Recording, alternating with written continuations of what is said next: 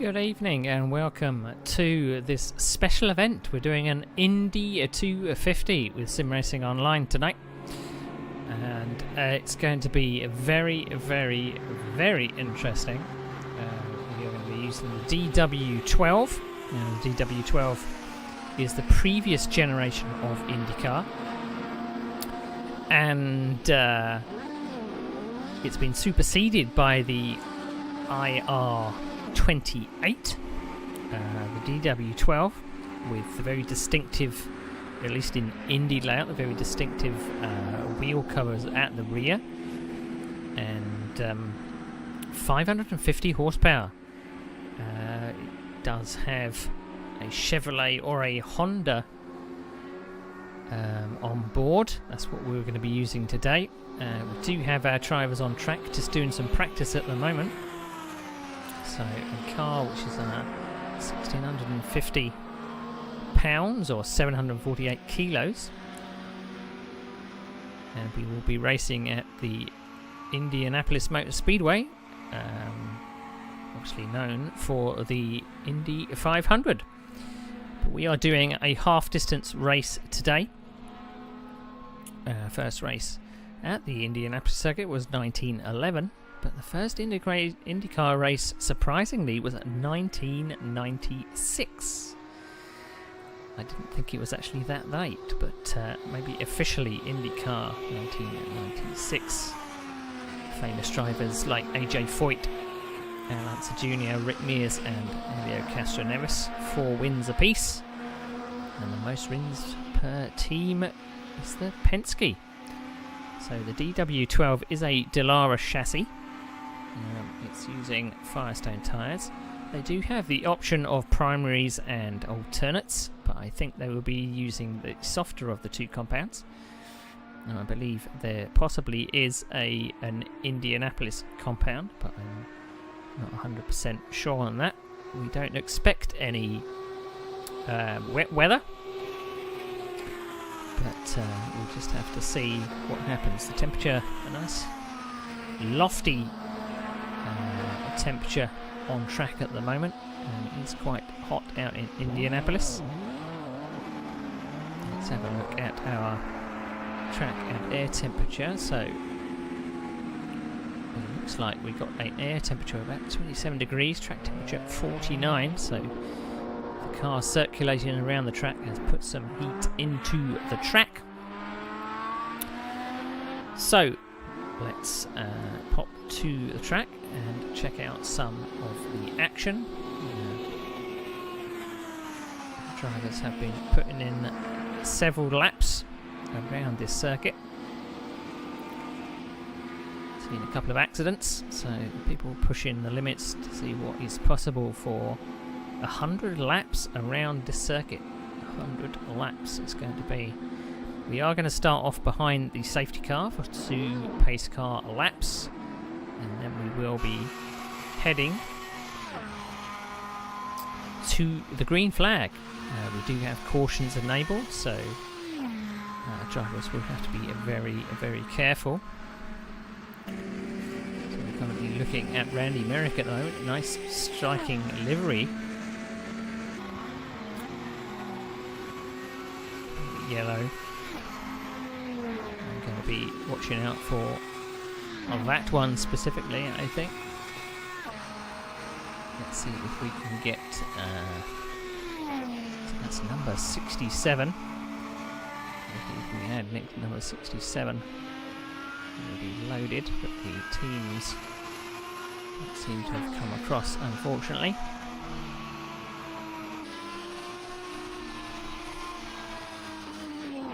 So at the top of the timesheets at the moment is Nick Westy, followed by Ken Jagger and Tonis. The second name I'm having trouble pronouncing. Paparinopoulos. I'm just going to call him Ant. Followed by Ed Jones in 4th and Randy Merrick in 5th currently. So fastest lap time of 40.1. The lap record around this track is a 37. in the real world, but we are possibly not going to be pushing it that far. So here is Philip Pichler for Team Solitude. He hasn't put in a representative lap time. Oh, he has a 40.5. So the field is very, very tight. The top 8 is within 0.4 of a second. You see Pichler coming to a halt there. We have a look at Rob Milliken, who's normally in the broadcast booth, but is now out on track.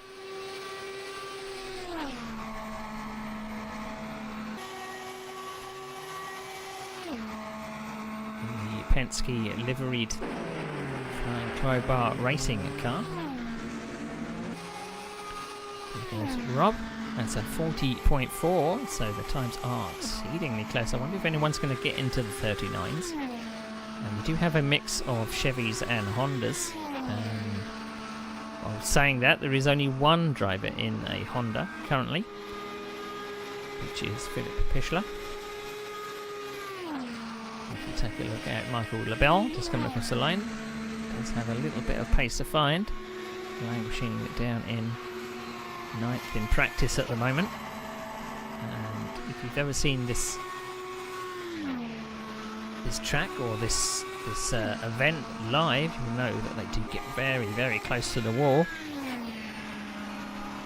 But I wonder how close to the wall these guys are going to get in the early laps.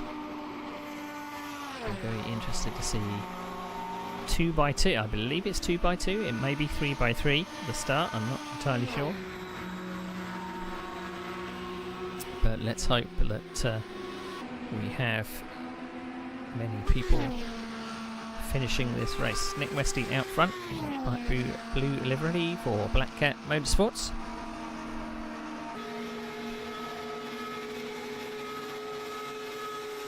Through what I think is 3 and up to turn 4. Now the final turn. He's setting the pace. It's not as close as the wall as I thought it would be. So a 40.045, so getting ever closer to the 39-second mark. We'll take a look on board. Let's take a trip around the circuit. And Nick Westy.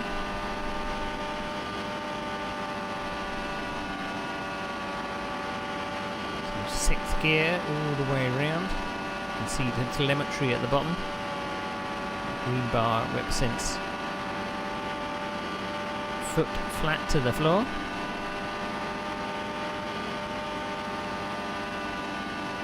Put a left wheel just under the white line in turn 1, very close to the wall in turn 1. Again, straddling the white line in turn 2, coming away from the wall.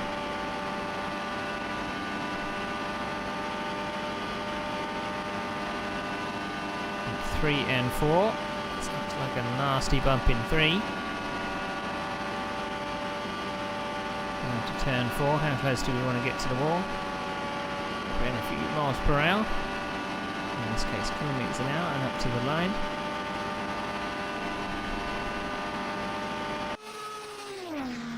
And we are in the 39s, 39.956. Unfortunately our overlays do not show it in speed, as Indianapolis is normally ranked by speed on track rather than lap time, because times are so close.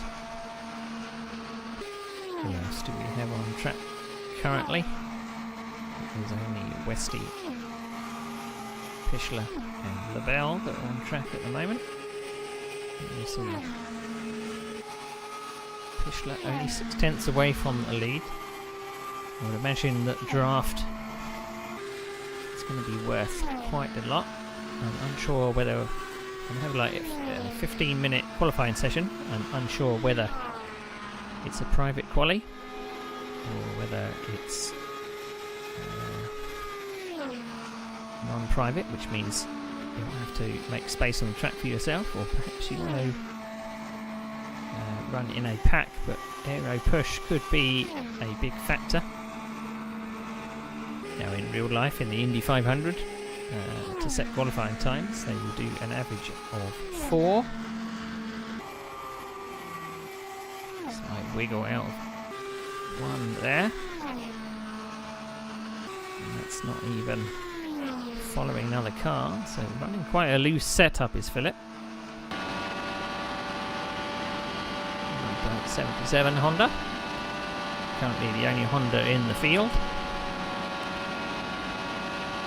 Don't know whether there's too much particular performance difference between Honda and Chevy for the car we are using.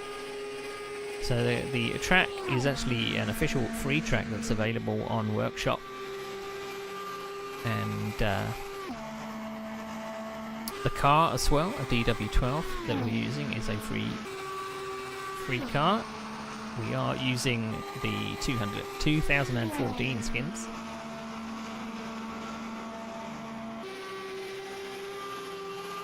So they won't exactly match what came with the mod, so in some good lap times down at the bottom at the moment. Unfortunately, he's got some time to find. Many of the cars are in the pits at the moment. You'll see that the tyres do have an Indy 500 on the sidewall there, along with Firestone. So they are specific Indy 500 tyres. Normally they would run the primaries and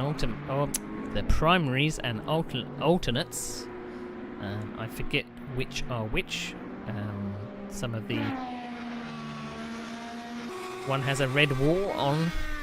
And I believe the other one is a black wall tyre, but I forget which is which. One's a softer compound.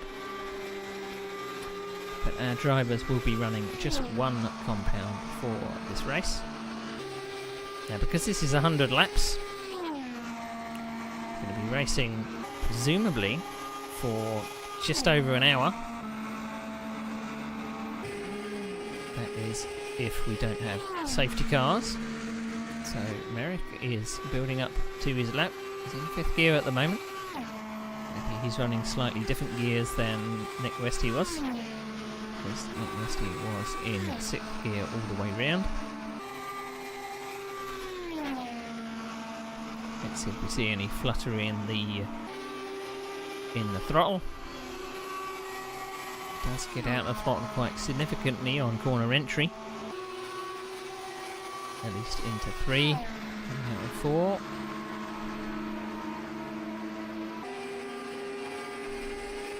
We're sitting in 6th place in practice. We're just about to roll over to qualification. So another driver on track, Jacob Smythe. Currently in 6th place with a 40.3, so only 3/10 away from pole at the moment, so close times. Significant amount of rubber has been put down on the circuit with about an hour's practice before we set up for quali.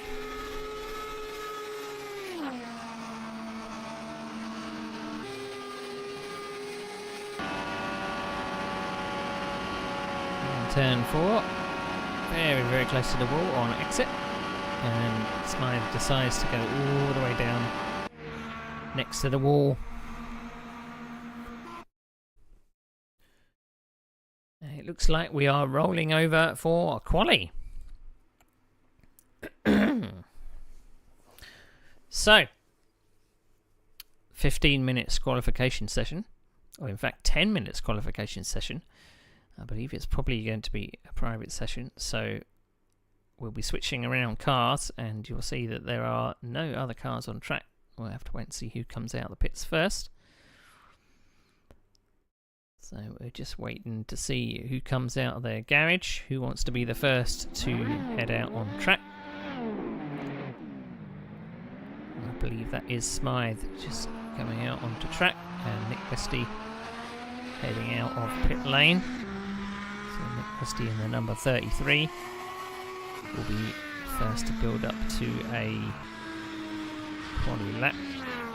So in practice, a 39.9 was the target. But now the cars will be running possibly low fuel.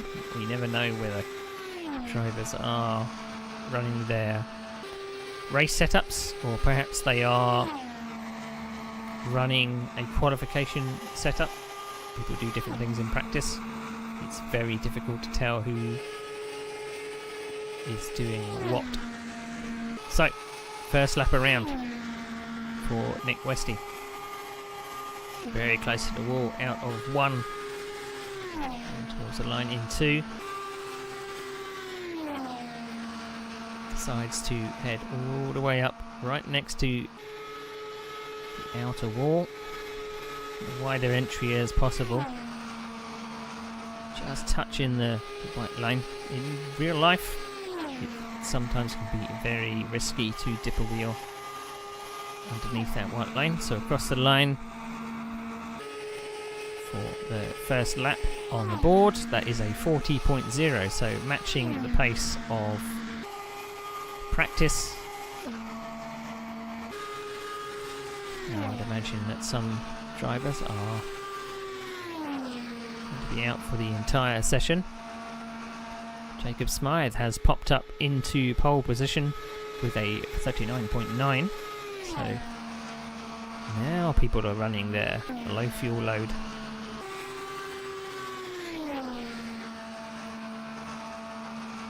So this is Jacob Smythe, who has just put in a provisional pole position. Pole position by 1/10 of a second. Now 300ths of a second, so pole isn't settled. So purple through sectors 1 and 2. This is going to be an even faster time. Smythe across the line, now a 39.8, so an even quicker time. Now this is your first time joining us with Sim Racing Online. There are a couple of rules that the drivers have to abide by, particularly in qualifying. You have to do an out lap, a fast lap, and an in lap. So drivers can't stop out on track. If you do stop out on track, that is your qualification over. So again, purple sector after purple sector, and across the line, this is going to be even faster. So as the fuel load comes down, 39.7, the track is evolving. The rubber has gone down. It is a very warm 50.9 on the track.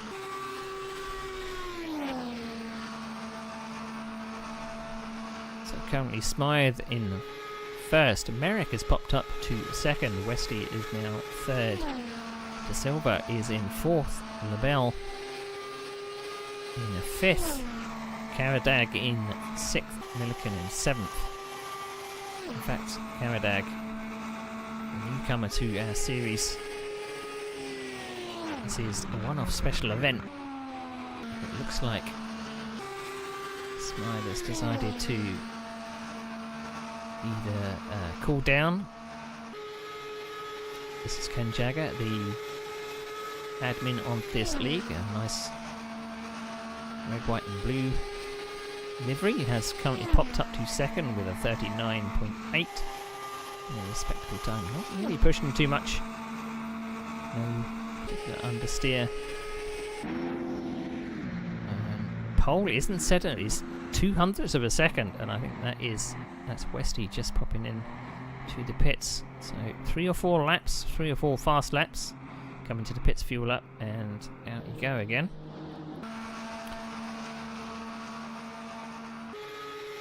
So the whole field currently is covered by 0.7 of a second. There's a couple of drivers that haven't put in a lap time. One is Ed Jones and Philip Pichler at the back. Maybe they are deciding that it's better to start on the back row, because they do have 100 laps to work their way forwards. Out of the pits comes LaBelle.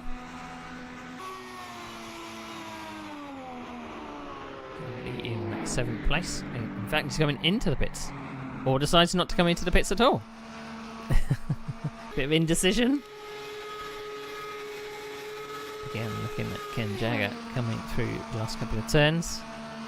Ken Jagger in second by 2. He only has to find 2/100ths of a second. This isn't going to be a personal best though. Yellow in first 2 sectors. And he's building up to a fast one. But still 39.8. Just needs to put all of those sectors together. So still Smythe first, Jagger second, Merrick in third.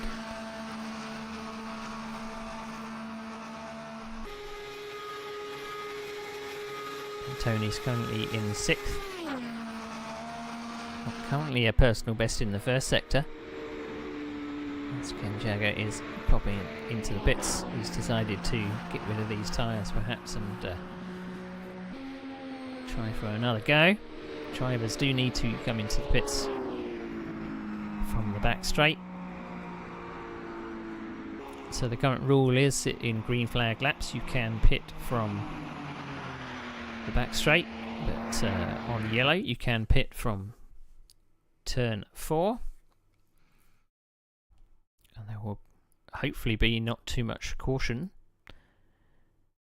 With just over 3 minutes to go. I imagine there's lots of tinkering going on in the pits. And it does look like Philip Pichler is out on circuit at the moment. So he is deciding to do a lap time.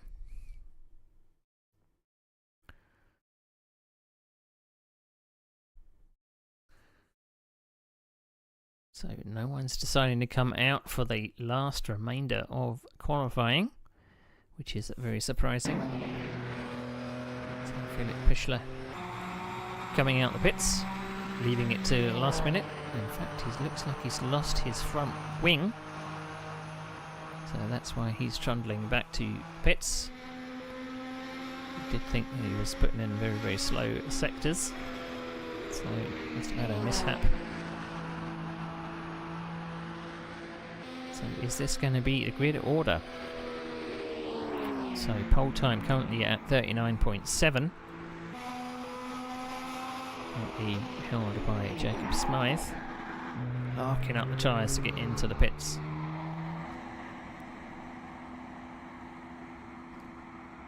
Now we don't have 30 cars like we have in real life, so pits aren't going to be too busy.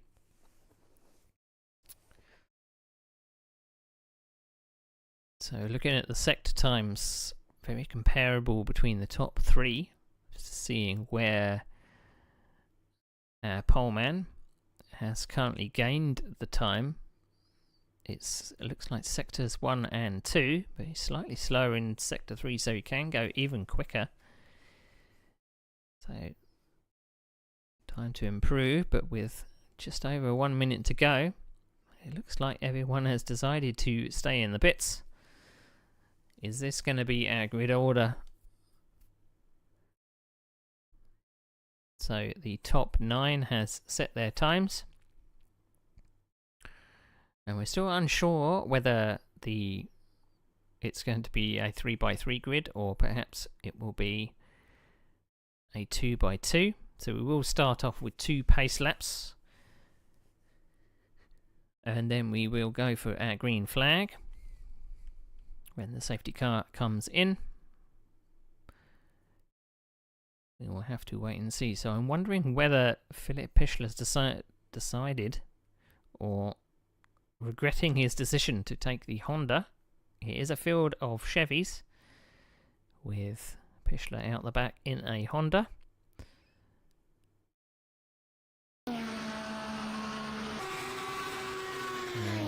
Pichler has decided to put on a front wing and it's putting in a time. First sector 11.1, so only 3/10 or so away from a pole pace.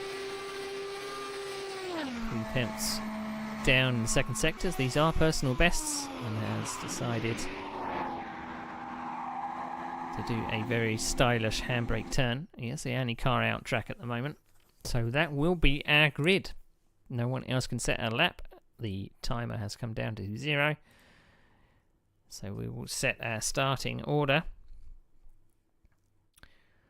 So if we look at our starting order for this special event, Indy 250, Jacob Smythe is in first, Ken Jagger second, Randy Merrick third, Nick Westy in fourth, Jules De Silva in fifth, Antonis in sixth, Michael LaBelle in seventh, Tan and Karadag in eighth, Rob Milliken in ninth, Ed Jones in 10th, and bringing up the rear, Philip Pichler in 11th. So, we are set for 100 laps around the Indianapolis Motor Speedway. This is a special event. We did have some test events just before this. I'm hoping that in future, maybe Sim Racing Online uses this as a springboard to maybe do some more oval racing. It'd be nice to see some NASCARs or some NASCAR trucks, perhaps. That would be good fun to watch. Perhaps a Daytona 250 rather than a Daytona 500. We'll have to see how this goes. Trying to do a spin turn practice. Unfortunately, we don't need to start from standstill. As long as you can not spin up the tyres in second gear, I think you should be okay.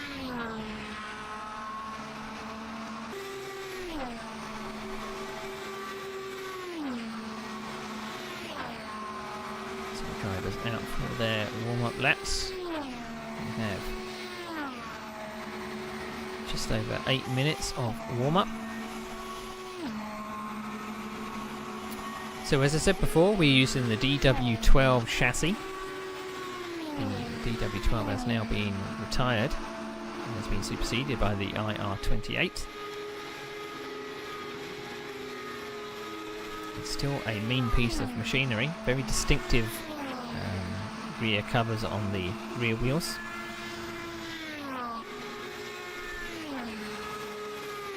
Put in there for safety purposes after the unfortunate death of one of the Indy drivers on a completely different circuit, I might add.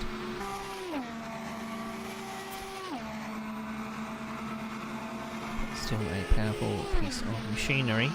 Now, if you've ever seen the Real Life Indy 500, you'll know that the build-up and the pump and circumstance of the build-up of the race is quite infamous. It's hours and hours of brass bands and prayers and flyovers, and it's a big show. And the whole race takes place over a week or so. It's not just a case of turning up for qualification on a Saturday and then going racing on a Sunday. It's a whole event. It's a whole event. So the DW12 actually debuted in 2012. Who would have thought it? DW12, 2012. At the St. Petersburg Grand Prix. So the Indy cars for Indianapolis actually run a completely different chassis, or the look of the chassis is completely different to what they would run normally. More aerodynamic, built for speed. So the Indianapolis 500, this racetrack does have a couple of road course layouts which are used by some other series.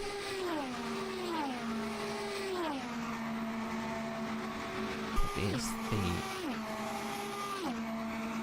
500-mile race, which is the most famous. So other major events that take place at this venue, rather than what's called, nicknamed the Brickyard, we do have the Intercontinental GT Challenge. NASCAR comes here as well with the Brickyard 400 and Verizon 200.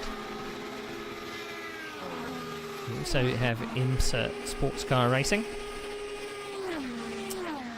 GT World Challenge America, Ferrari Challenge North America, and even the Lamborghini Super Trofeo. And if you remember, they used to run Formula 1 around here a while back, between 1950 and 1960.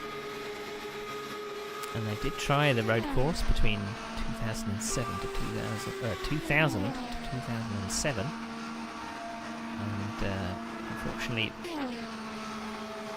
they had to, it was the debacle of 2007 that put pay to the racing around Indianapolis, because they did run around the banking in the last turn, and there was a number of tyre failures, which meant that I think it was only 6 cars that took part. I believe it was a Jordan, a Ferrari, and one other manufacturer that I'm forgetting. And because they were on Bridgestones at that time, I believe the Michelins couldn't hold up through that final turn. It was the only turn on the track which tyres were not ready for.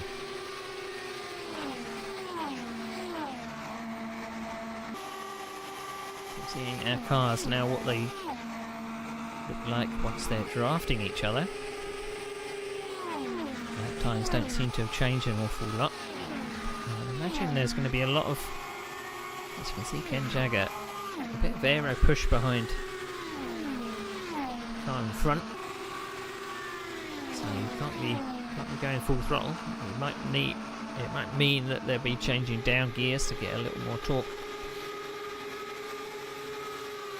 Hopefully these drivers have set themselves up with their spotter, because that's very useful to have an extra pair of eyes on who is beside you, or even who is at your rear quarter.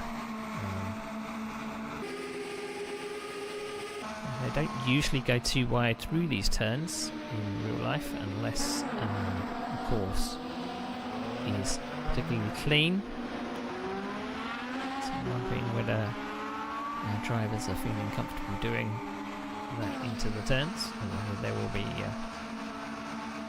some space left. Some of the cars come back into the pits.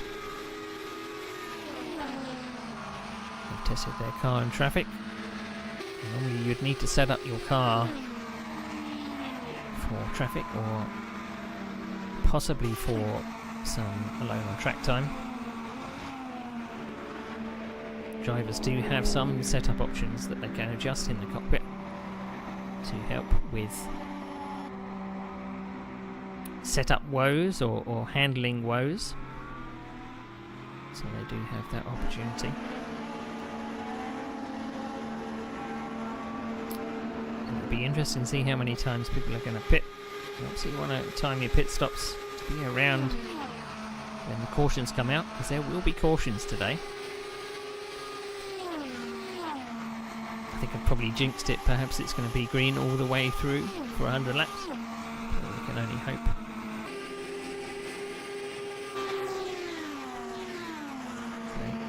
That's Ken Jagger in the pits, just getting some new tyres.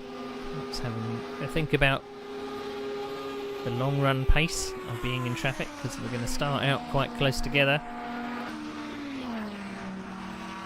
but then the field should spread out as the race goes on. If there are cautions, it will bunch up the field again. But if you've ever watched oval racing, you'll know that cautions sometimes breed cautions. So let's hope that there are no mishaps. Now the road, we don't have any commercial brakes during the cautions like they do on TV, so it is live throughout. So I don't know about you, I will be sipping on my water at certain points through this race. And the track temperature has now come down to 37 degrees. Air temperature 27, so still quite warm.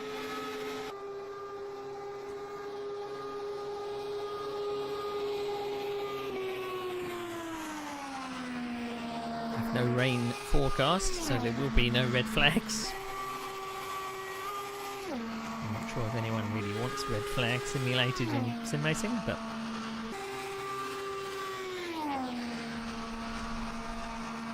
so the number 77 of Philip Pichler. It's in practice times of 40.5, so quite respectable times. And remember, we did see pole was a 39.7, but I don't think we'll be pushing those lap times in the race. Fuel efficiency is key in this race. You don't really want to be out front. You really want to be saving some fuel behind another car, maybe lifting into the corners. How far can these drivers go? So 100 laps. 100 laps we are set for. So remember, 2 pace laps around the circuit behind the safety car.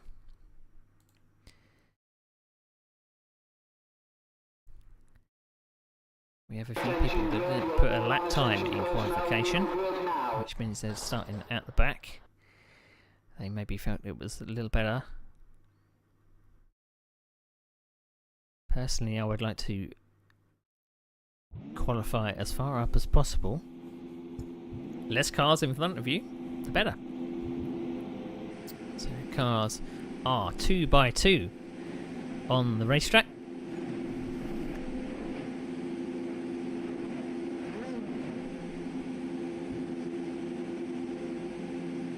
Hopefully the pace car will be coming out of the pits. There's still one person sitting in the pits at the moment.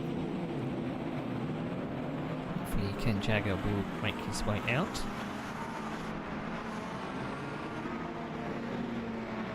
Ken Jagger has decided to start from the pit lane.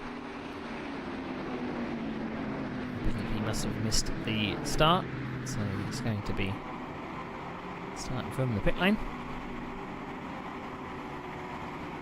So Jacob Smythe is going to lead this field away.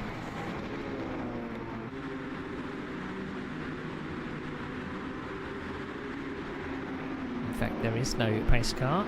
They are mandated speed by the poleman.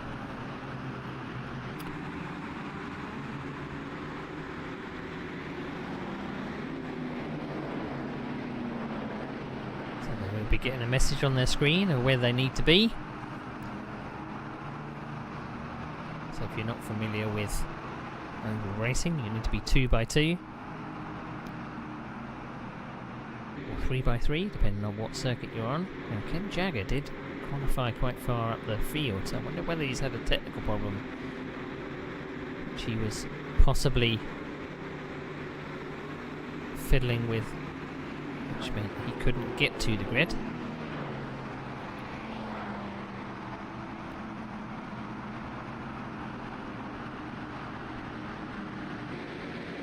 See a big gap at front there, which is probably left for Ken Jagger's car. So the field is running a very, very wide pace lap. Maybe they're just being extra cautious.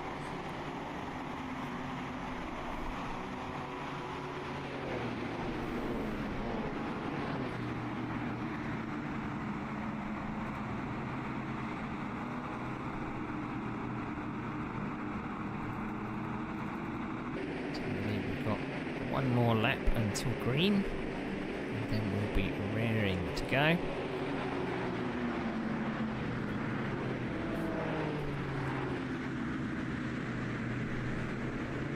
So drivers now should be making sure that they are as close as possible to the car in front. To think about what gear you would like to be in. Can't be in too low a gear, otherwise you will spin up. Out the green flag and look like a fool.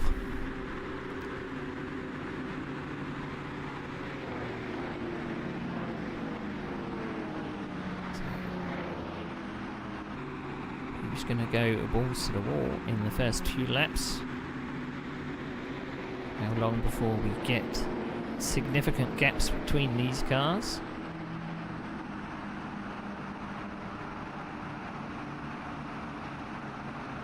Is the virtual steward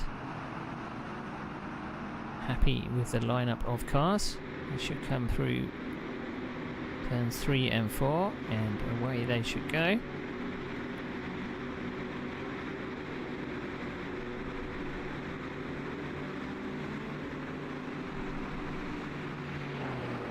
It's 100 laps, it's a long way, so no point taking too many risks in the first portion of the race.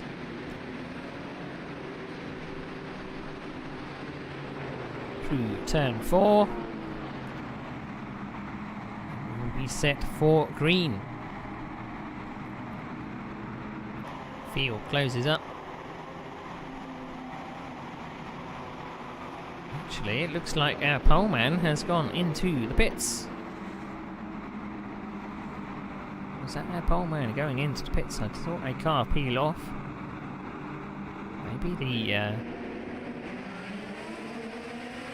Oh, no, we did get green flag, green flag, green flag. And off we go. Heading into turn 1. It is Smythe that takes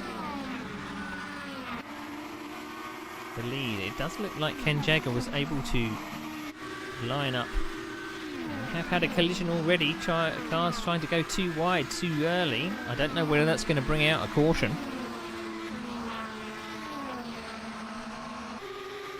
But you don't want to be too aggressive too early. So Smythe out front, Westy second.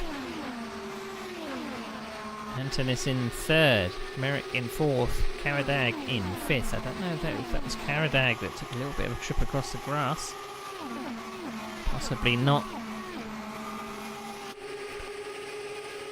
Already defending going into turn 1. It's maybe a bit early to start doing defensive shakes. Now Westy first, and Antonis is up to second in the draft.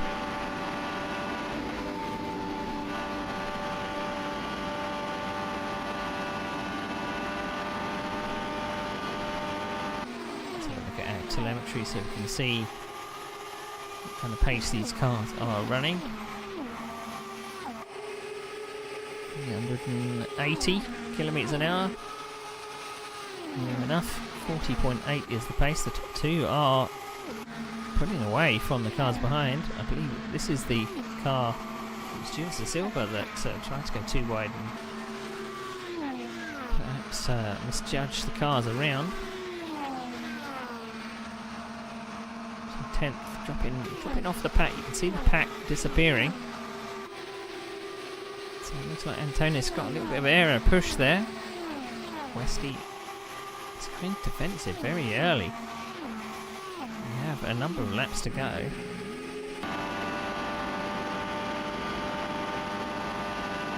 Fastest lap time of Westy out front, which is surprising considering other cars are in the draft.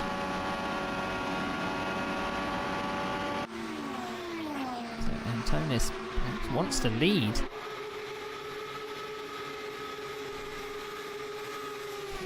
So he's going a little bit wide, bit of understeer coming into the turn, losing a bit of ground so he can't get onto the back coming out of 4. As we drop down to Ed Jones in 8th. Currently battling this with Ertan Karadak. Jones goes to the inside. I believe he took that 7th place. Resuming the battle out front. And I believe we are under caution. So that may have been... I see a car out the back there. I'm not sure if that was LaBelle. No, it was Antonis that has retired. I don't know if that... We didn't see a crash. So that was our 2nd place car that's already DNF. That's a very, very strange Very, very strange indeed. So I believe it will be a single file restart. So let's see how long they are under. Safety car precaution. Didn't look like there was any particular spin or crash. I saw the top two there just nose to tail. This gives the pack time to just take a bit of a breather, and in fact it was two drivers. So the bell out the back is another DNF. We are only a few laps in, so disappointing, unfortunately. It did look very aggressive at the start. I was very surprised at how aggressive it was. There's really no need when you've got an hour's racing to go. Oval racing does... it's a matter of give and take. So...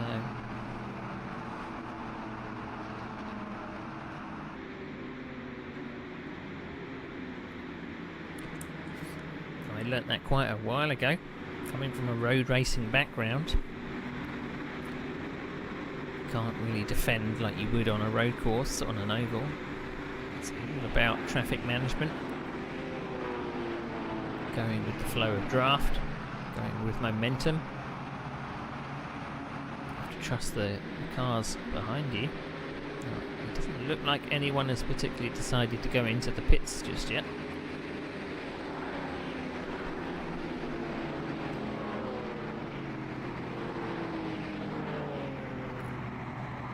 Topping off on fuel might be a good idea. So who is decided to pop into the pits? We have a couple of takers. So that's Ken Jagger coming in the pits along with Ed Jones, so probably topping off with fuel. I don't think tyres will be needed. So you might as well grab some fuel. You're not going to use it. You're not going to lose an awful lot.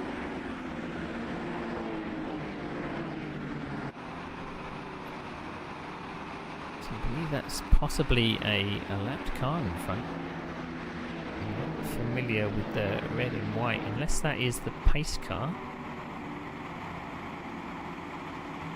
I believe that is the pace car, which is an Indy car, which is very, very strange. That's what confused me at the start. I saw a red and white car. I thought it was a player, but it's in fact the safety car. Interesting. Never seen an Indy car be the safety car before.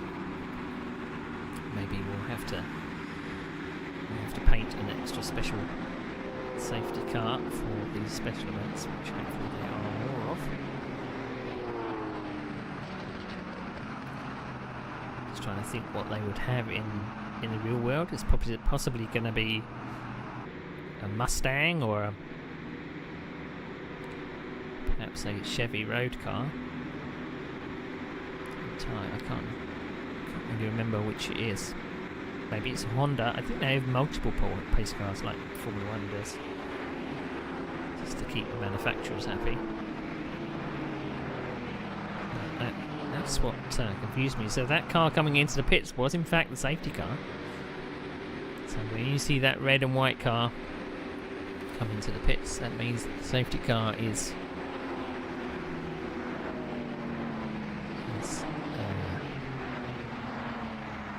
unfortunately, we don't have any lights on the pace car, so we don't know when the pace car is coming in. We'll just have to go by what is shown on the gantry. So, it looks like a lot of the drivers are sticking in 6th gear, saving a little bit of fuel. Want to nurse the car around at pace car speed. You can save a lot of fuel doing that. This may come down to a fuel efficiency race. We did see like 2 people popping into the pits just to top off their tank.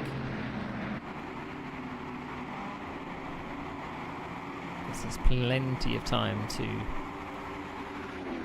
catch up in this race. field. Didn't really have a time to spread out too much. Unfortunately, we are lacking a track map for this event, so to rely on what the director wants us to look at.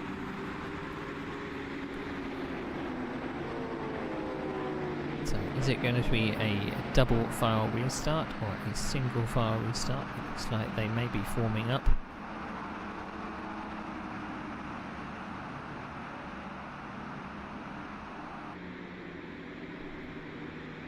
It is a very, very slow pace car speed. Looks like Westy is perhaps backing them up a little bit, thinking that the pace car is possibly going to come in.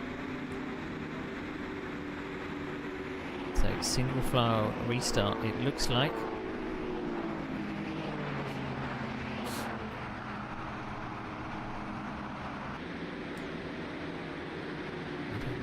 Drivers are going to get penalised for dropping too far back from the safety car. I'm not sure if that's a rule, but don't really want to get yourself penalised on the pace lap. That would be a no-no. So track temperature now up to 50 degrees, so back up to where it was in practice. So we are going to be going green this time by. Just under 8 laps gone.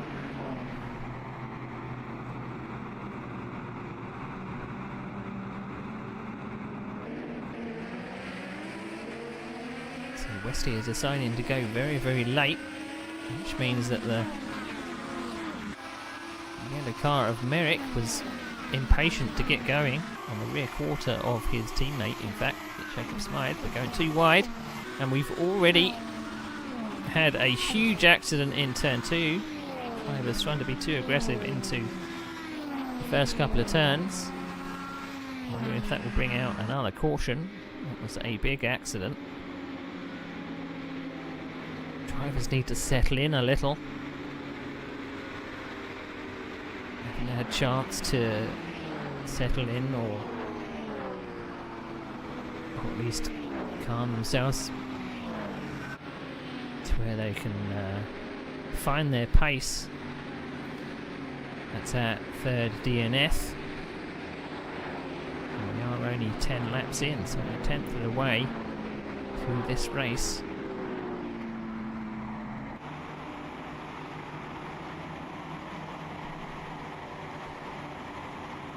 Races like this that are over an hour in particular, and when you think about oval racing, it takes a certain type of temperament. You've really got to think of the end game, as it were. You've really got to think about what your pace is on the long runs, because you're going to be going around in circles for quite a number of laps. Maybe by yourself, it may be under someone's rear wing, but can't be too aggressive too soon. Particularly trying to go too wide through the first 2 turns. Now, Westy did leave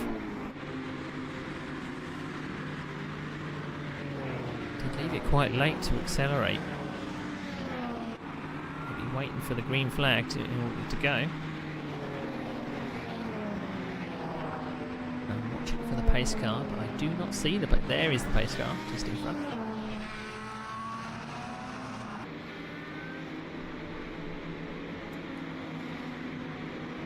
So now caught up to the pace car. Hopefully it won't be too long before we get going again, because the car's involved. I have now DNF'd. I think it's possibly a 2-lap safety car.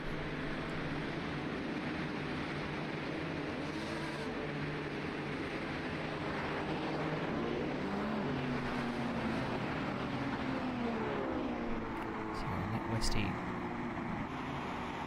setting the pace. He did start fairly down the order, but was able to push up to the front quite quickly.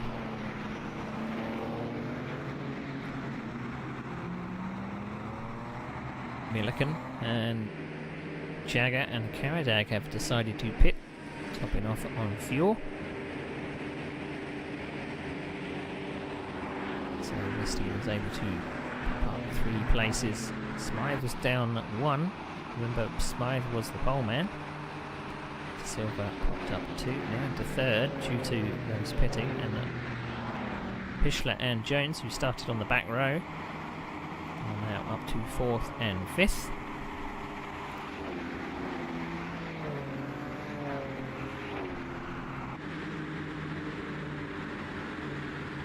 So this may be a fuel efficiency race, depending on whether we can actually get some laps in. These first 2 safety car periods as maybe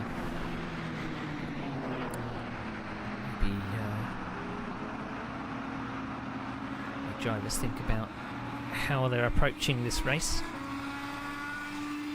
Unfortunately, it has been the cars up front. That was one of the cautions. I think one of the cars out the back caused our first caution.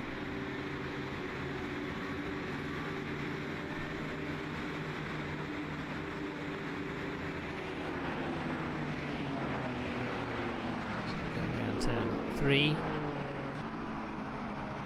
Possibly the safety car is coming off this time.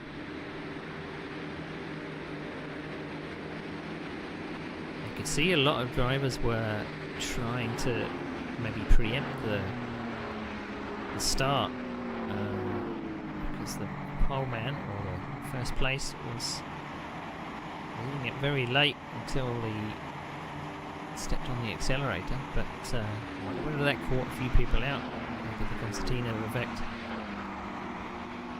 It should really only go when the car in front goes, otherwise you cause all kinds of problems.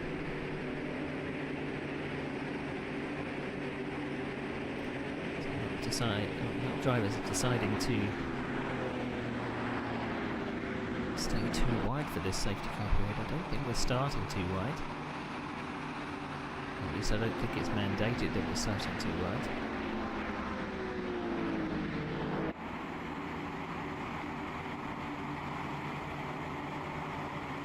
So I have a feeling the pace car is probably going to be popping in this lap.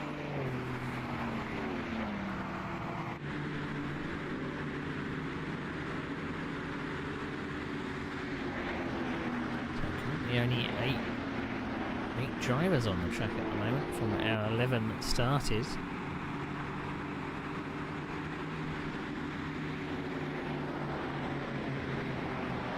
I think this track is very notorious, at least in real life. It can be very risky to try and push too wide through the turns. With tracks like Daytona and Talladega, you know, the super speedways, it's possible. Though IndyCar, I don't think goes to those types of tracks.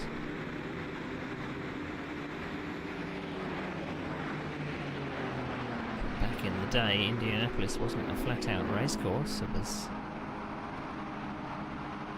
Nowadays, in these DW12 cars, or in fact, is it the IR28 cars that are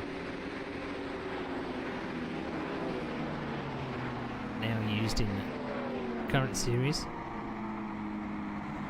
Is the pace car going to pop off this time? I believe the pace car is coming in, so we will go green. Again, Westy is deciding to go all the way down the pit wall. Start green. Now, if I was the official, I probably would be calling this back, because a lot of people were out of line for the start of this race. And off we go to green. Virtual Steward was fine with that. Too wide further back.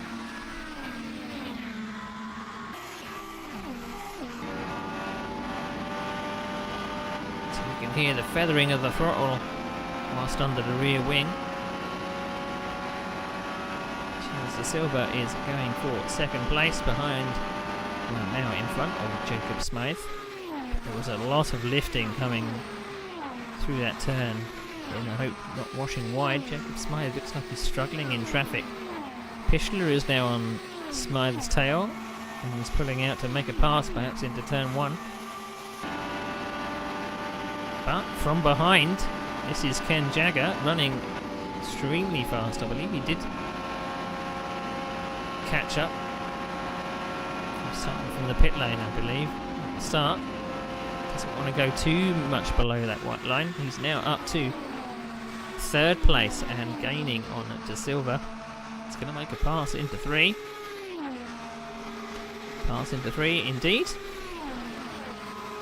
Now up to 2nd. Now these drivers further back have to go down and chase Nick Westy, who's now pulled out a 4-second lead with all this action further back.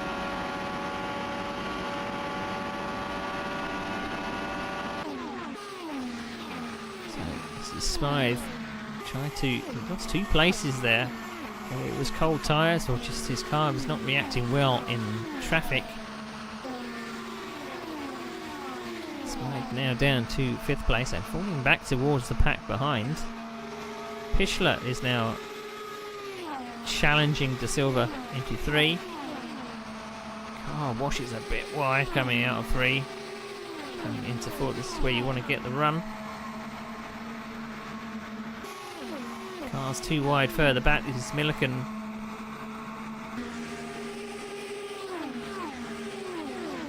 Milliken and Caradag and Ed Jones further back. Ed Jones just underneath. Was able to pass Caradag for 7th place. Now goes after Milliken. They're already heading to the inside, chasing the draft. There's a lot of weaving going on. A lot of weaving going on. Looks like Caradag might be quite loose in traffic. Getting too wide again. Is that Smythe? Dropped it all the way back. That's Ed Jones, in fact. Far too aggressive. Far too aggressive. That's going to bring out our 3rd caution. I think these drivers maybe need to calm themselves down a little. They're putting moves on each other that you would expect in the last maybe 20 to 10 laps perhaps. But you don't expect it in the first 20 or so.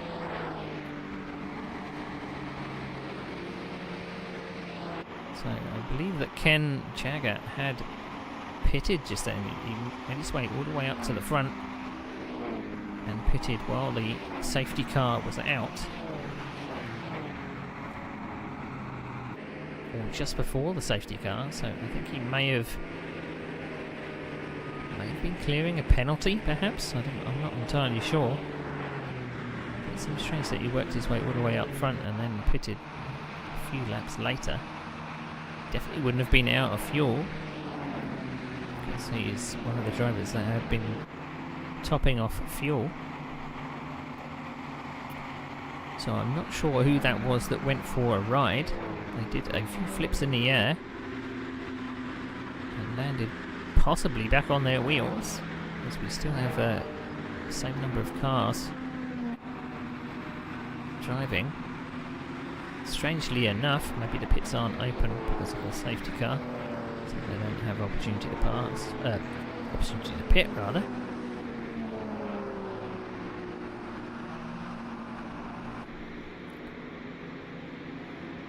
Not sure of the tactic of hanging back from the safety car.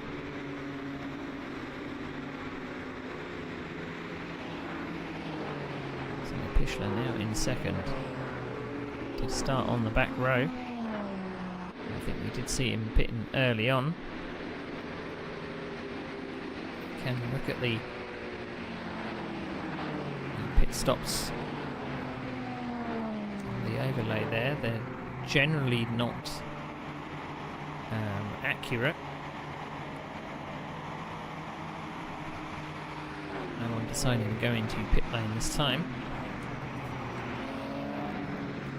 So who was that driver that did some cartwheels?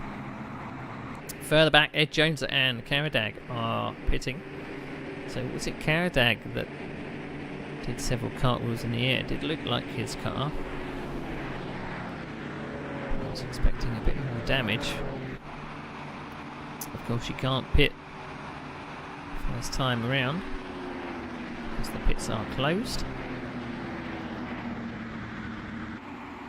So it may be a hefty repair bill for one of those cars in the pits. Drivers really need to calm themselves down a bit. They still have 3/4 of the race to go. Can't win it at this point, but you can lose it. And 3 cars have already found that out. And we know that one of them was a collision, but we don't know whether technical problems for the other 2. So our current retirements are Randy Merrick and Tonis and Michael Labelle.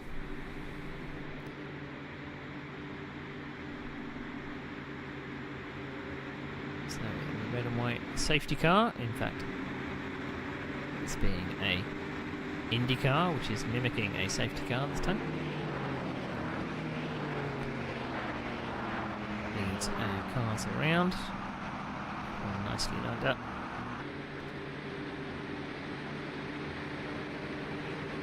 Staying in 6th gear to save some fuel, barely touching the throttle behind the safety car.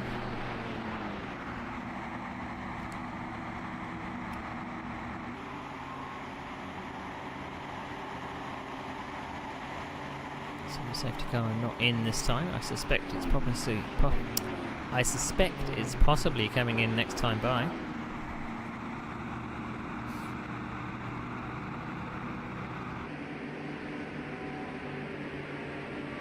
So Westy currently leads, Pichler in 2nd. Smythe, he did drop back quite far, but pushed himself back up on this caution lap because of a couple of people that pitted. Milliken is now up to 4th, De Silva 5th. Jagger now down to 6th, Jones and Kodak 7th and 8th.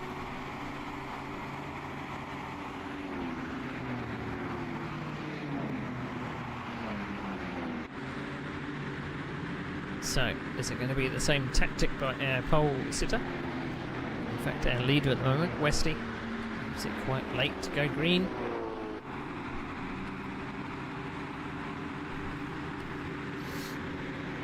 I don't know whether it's actually mandated in the IndyCar rules that you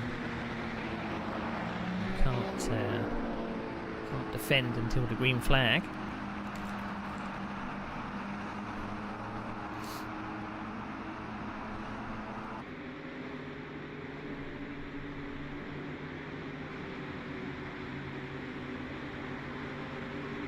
So coming through turns 3 and 4.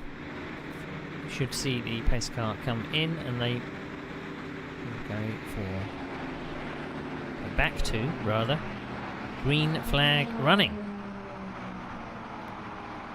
And let's hope that blood pressure is low enough to be able to get some laps on. Good to get some green flag laps in. Not sure how big these fuel tanks are to be able to go to the end. We still have a couple of laps to go. It does look like our safety car is coming in. Nick Westy will take us back to green with Pichler 2nd. And a couple of people out of line out the back. And off we go to green. And Smythe already trying out, but Pichler got a better start. So Smythe again getting a very slow start with Milliken right on his tail. So it seems like Smythe has a lot of trouble with cold tyres and getting the car moving. Top 2 have already moved away. And Jagger and looks like De Silva are side by side. So Milliken in 4th, some heavy lifting to make sure keeping it off the wall. And the car in front. So that's Smythe ahead, Ken Jagger behind, pulling out past De Silva. across the bricks into turn 1, and that is Ken Jagger up to 5th place. Silver's cars moving a lot in the draft.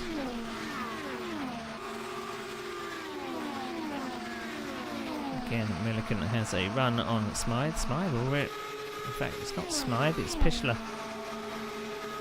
No, it is Smythe. Smythe in a blue and white car. Smythe already deciding to go defensive. He knows he's possibly a wounded animal.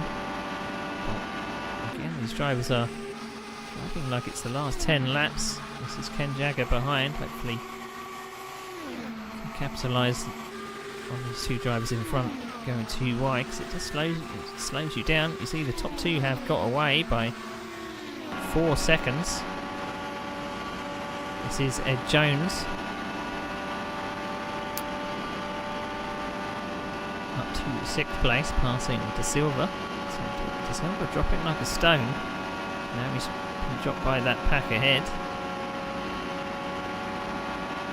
Jagger in 5th, drafting up to Rob Milliken. Now I wonder whether they can work together now that Smythe has broken away. Milliken got very, very loose coming out of 1. Looks like he just held onto it. Looks like Ken Jagger has a very fast race car. He seems to be okay in draft, and okay on his own. This is De Silva trying to put another one under Caradag rather. So Milliken now down to 5th. Can he hold on to the wisps of Jagger's draft? Possibly. So heading just underneath the white line. So, a quarter of the race gone, 25 laps, 75 to go. There's Westy in 1st.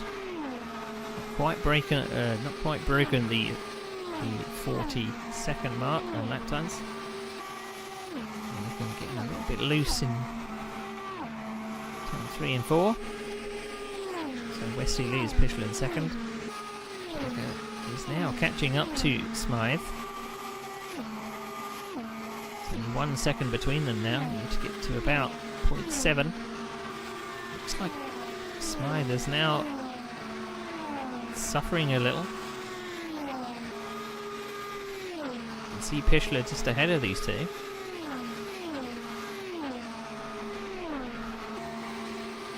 So Jagger at 0.6. So gaining all the time. Let's see if Smythe decides to become defensive. With only a quarter of the race gone. Smythe lifting into turn 1.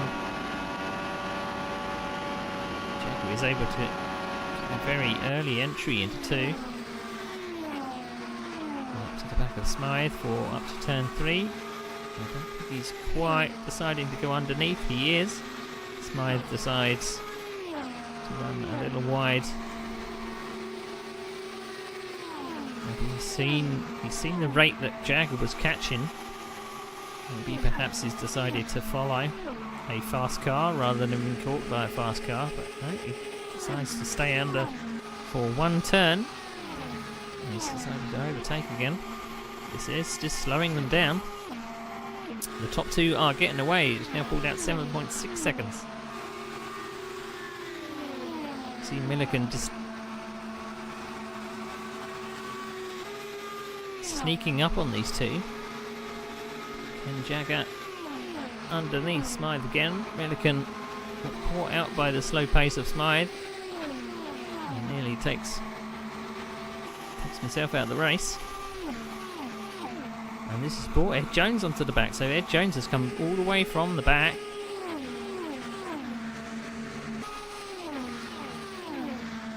Is now nearly on Milliken for 5th place.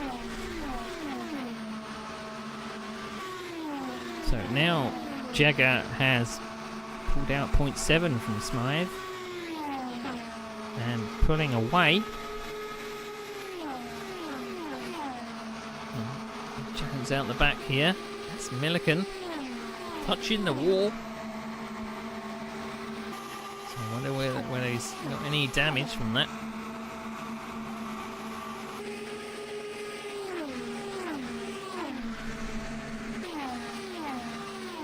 Into turn 1. So his car is relatively okay. Maybe this is a slight mistake. Washing a little wide. Ed Jones now has a run up the back straight and up the inside into turn 3. Ed Jones now up to the top 5 and now needs to chase after Smythe. I think maybe Milliken has got a nasty handling race car. Let's see whether he can hold on to it for the remainder of this race. Deep under the white line into turn 2. So Westy still leads now by 4.7 seconds.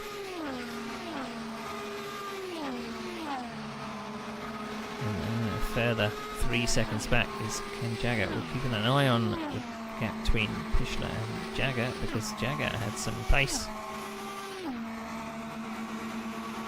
So the leader last time out 40.4. Pichler 40.6. Ken Jagger 40.1. So Ken Jagger is on an absolute tear. On a completely different fuel strategy to anybody else. So Ed Jones is now in a bit of a no man's land here. He's been able to clear Rob Milliken, who's now dropping back. I suspect that nudge from the wall has damaged the tracking of the car.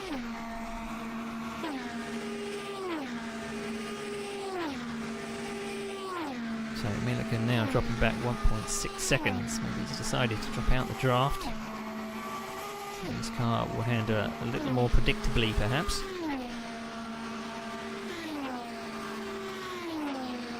So Ed Jones now 1.6 seconds behind Smythe. That time is from Smythe last time out, 40.6. Jones 40.9. So a bit difference in pace. Let's see what it is this time by. So 41.1 for Smythe and 40.5. So Smythe is suffering. I don't know whether that was a slight mistake. But that means that now Ed Jones is in striking distance, 1 second behind.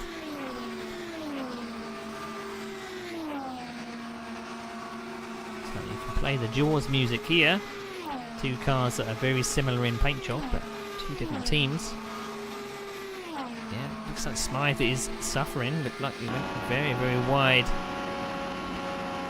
Could this be a green flag pit stop for Smythe? No, just slow off 4. He did look like he may have clattered the wall, and Ed Jones now up to 4th place, all the way from the back of the field. So Milliken just watching this go on from a little bit of a distance. Behind Milliken, a lot going on. Caldag and Silver out the back. Silver has decided to pit from 8th. I wonder whether this is fuel strategy. Again, Milliken clattering the wall. The car does not seem healthy. So clattering in 3 and clattering in 4. So I don't know whether he's having some steering problems out the back. And Pichler now in 2nd behind Westy by 5.3 seconds. Ken Jagger is now only 2 seconds behind in 3rd. And that's a green sector for Jagger this time by. And that does look like That is a car pitting. That's either Jones or that is Smythe. It's possibly Smythe. This is the battle we want to see. Jagger is pulling ever closer to Pichler in second. Within 1 second, Pichler must have had a little bit of an off. 41.6 the last lap time. This is Cowdag now up to 6th place. It was indeed Smythe pitting, slight rub of the wall, coming out of 3. Back to the battle for 2nd place. Pichler out in front. Ken Jagger behind. Tipping a wheel into dirt there. Jagger taking all kinds of risk. 58 laps gone. So now he has got close. He's within 0.6 of a second. He's within striking distance. The draft should be making some difference. Jagger seems to have a nicely handling car. It doesn't seem wayward at all. He's able to handle it in the draft and handle it out on his own. Getting slightly wayward. Kept it off the wall. Be very careful with the aero wash. Coming up behind what is one of the faster cars on the circuit. Matching lap times now they've got together. So I wonder whether the pace of Jagger has been nullified a little. Now he's behind a fast car. So Vestian is still out in front by 6.8 seconds. Jagger not far behind for 3rd. And Jones in 4th, only 3.8 seconds behind that. So too far.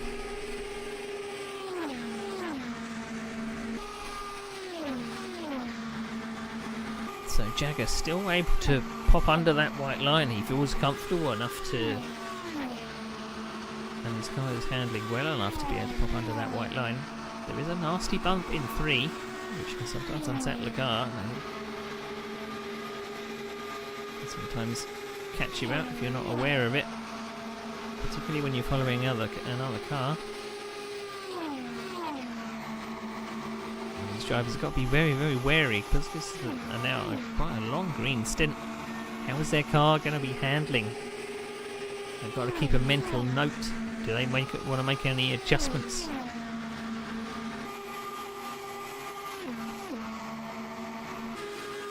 Is the car tightening up, or perhaps becoming too loose at the end of the stint? So you can hear Jagger popping up and down the gears.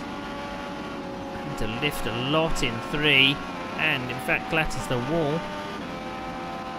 So the aero wash really caught Jagger out there. Is that going to be the same result as Milliken? I believe that is Cowdag that's pitting from 6th. That's a green flag pit stop, so it's going to knock him way down the field. Looking at the last lap time there, I don't know if that 101 is including the slowing down the pit. But that may have been a bad lap. So hopefully he can get fixed and get back out. Smythe now out on his own in those dramas early on in the race. He's been able to get some clear air. He's now down in 6th place. The rest of the field seems to have had a bit more pace. So after that little excursion rubbing the wall, Jagger has regrouped a little. Back to Cowdag, I believe he's just come out of the pit, so cold tyres. This is the leader right behind.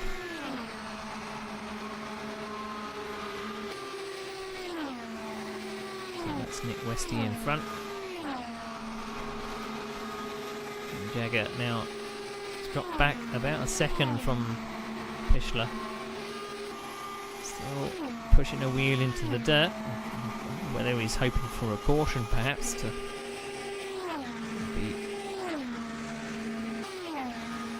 to take a hammer to that suspension that's possibly twisted from that rubbing the wall. You know that Millikan had a little bit of a rubbing of the wall earlier. He's still in 5th and still circulating in the 40.8 range, so damage now is out of traffic. Pichler is pitting from 2nd place. And Pichler, I believe, one of the drivers that perhaps pitted on the first caution. But there's a few drivers that have pitted on every caution. How far can the leader go? The leader hasn't actually pitted at all.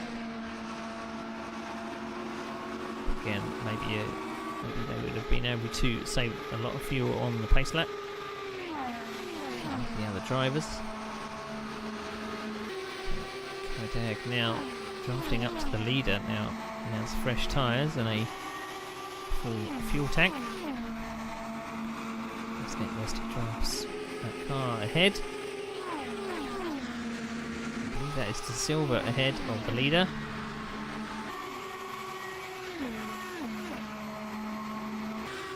So this will be good for Kodag to actually keep with the leader's pace. Looks like this may be a green flag pit stop for the leader. Picking up a little bit, just coming into the pits to slow down from full speed. Of course, green flag pit stops have to be done from the back straight, whereas yellow flag pit stops can be done from turn 4. So that is the leader into the pits. We'll drop down the order quite significantly. So the caution comes out now. It would be quite disastrous, but now Jagger now leads. With Jones now in 2nd. And Millikan up to 3rd. Checking Kowadag's lap times after that pit stop. 41.4. This is for position. That was De Silva. As Nick Westy, you can see, just there's a lot of understeer coming out of 1. You can see how much he was turning the wheel. Can't imagine that's going to do his tyre wear any good. The wheel cranked so far over. And these drivers perhaps not using their racing brain. They're putting in defensive shakes. They're nearing half distance. We've still got 52 laps to go. So after that pit stop, that only dropped Nick Westy down to 4th place.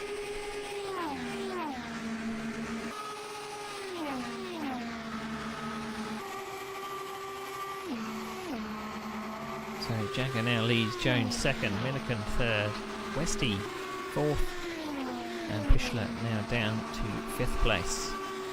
So Pichler has now gone a lap down because of that green flag pit stop.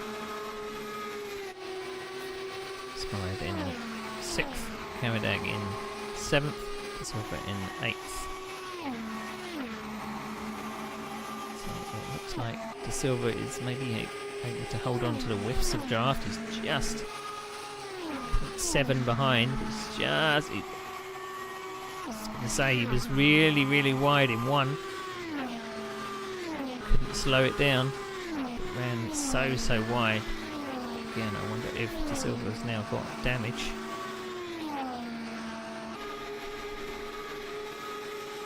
Is that the leader behind? It possibly is.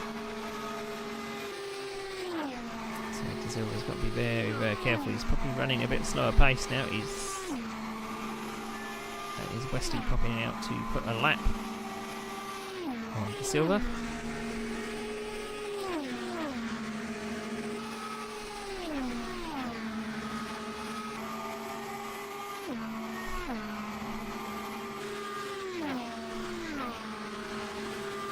Looking at lap times, Ken Jagger out in the lead at the moment. There's no sign of him pitting. Commentator's curse. That is Milliken coming into the pits from third. Another green flag pit stop. How far can Jagger and possibly Ed Jones push it, because they were some of the drivers that were filling up on every caution, so they can possibly go a bit further than these cars that have made green flag pit stops. So how far is this going to push Milliken down? So Ed Jones now up to the lead. That is Ken Jagger coming into the pits. So just answered my own question there. Ken Jagger can only go this far, so he was able to push all the way to lap 52. So that's possibly Milliken leaving the pits as Jagger comes into the pits. All the way down the end of the pit lane. And he misses his pit stall. That was unfortunate. Looks like Westy passing Karadag. Karadag is really suffering with understeer, smoking the tyres coming into these turns. Very careful, the car just doesn't wash wide. Just lift off the throttle a little, let the front wheels bite again. He's got possibly a little bit of damage. His car's possibly not handling very well. So Ed Jones now in the lead by 33 seconds. So when's Jones going to pit? So Jagger now out again. But Pichler was able to beat him through the pit stop phase, and Pichler now back ahead of Jagger and now up to third. So this is now for third and fourth. So battling through the green flag pit stops. These two are unseparated. So Jagger doesn't really feel like he wants to stay behind another car. He wants to be in front. In the dirt a little. I wonder if Philip is happy to follow. So Ed Jones, when is Ed Jones going to pit? How efficient on the fuel is Ed Jones been? I don't think we've seen Ed Jones pit just yet, so he's pushing this race quite far. So a green flag pit stop looks like it takes about 30 seconds or so. If Ed Jones pits now, he will be right with the leader. So we'll have to see. Pichler just hanging on to Jagger. 0.5 of a second, that's just on the wisps of draft. Both should have nice new tyres. Have to wonder whether Jagger actually pitted any of or fixed any of the damage. He did class at the wall quite hard, but it looks like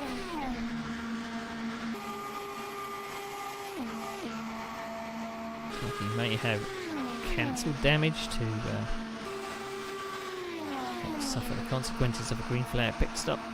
Decides to go defensive on the back straight.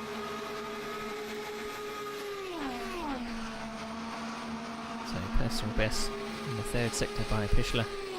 In fact, the second sector. Best lap time last time out following Jagger. So having a fast car in front has its advantages. He's able to follow between 0.5 of a second. Possibly look at his car data and see how much he's on throttle and off the throttle.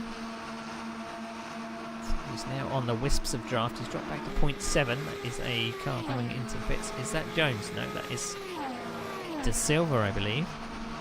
So has De Silva decided he needs to fix that damage? Took a rather hard knock into the wall. So Ed Jones still out front. And now 28 seconds, so he's losing time. He's about a second or more slower than what was the leader before the green flag pit stops. So Nick Westy is pulling Jones in by a second a lap. So So Caradag and De Silva pit from 7th and 8th respectively. So this is an extended phase of green flag running. I believe that is Jones going into the pits. Jones pits from the lead. So the slowing down into turns 3 and 4 does cost you on a green flag. So that's Caradag or De Silva coming out the pits. I'm not sure. The paint jobs are very, very similar. So Westy now within 8 seconds. He's going to get out in front as Nick Westy goes past the pits and retakes the lead. Very close to the wall in 1. So pushing lap times of 40.4. No one has been able to get under the 40-second mark in the race. That is Jones popping out just behind 3rd place. So he didn't lose a lot of time. And they've been very lucky. In fact, he may have a drafting partner behind. Looks like Pichler has dropped too far behind Jagger, who's did set a scintillating pace at the start. He's on the leader's pace. So leader 40.66. Jagger last time around 40.4. So Jagger has got the pace for the lead, but 17 seconds off the lead. So started quite down the order. Pitted quite early on to top up of fuel. So strangely, Ken Jagger was able to go 52 laps into the race, but Nick Westy went a bit further than that. So whether or not Ken Jagger started with a different fuel load, we'll never know.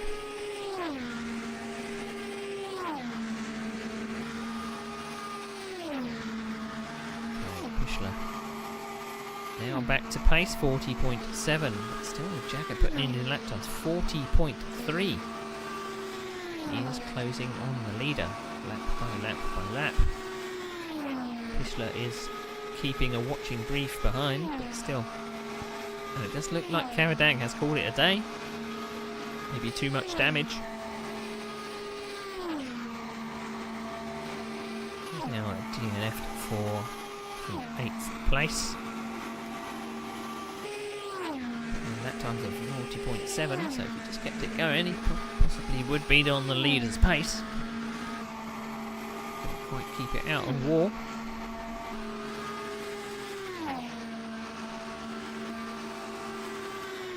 So 62 laps gone. It is Westy that leads. Coming across on the lap traffic. Jagger is second and closing. It's only tenths, but it's still closing. Not. Westy is pushing through the traffic a little, which is slowing him down, but Jagger is closing 10th by 10th. Plenty of laps to go. This is Ed Jones in 4th after his green flag pit stop. 3.7 seconds behind Pichler. Ed Jones after his pit stop is now in the 40.5 range, so back on the pace. Pichler last lap around 41.1, so I don't know whether that was a wide moment and nearly clattering the wall. But Jones is heading for a podium here if he can keep this pace up.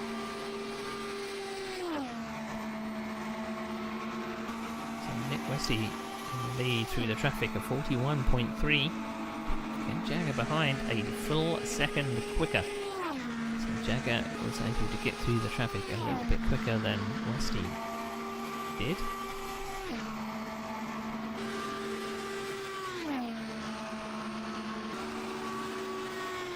So Jones started near the back early on, topped off with fuel, I believe, at the start of the race. Was able to go quite a significant distance into the race.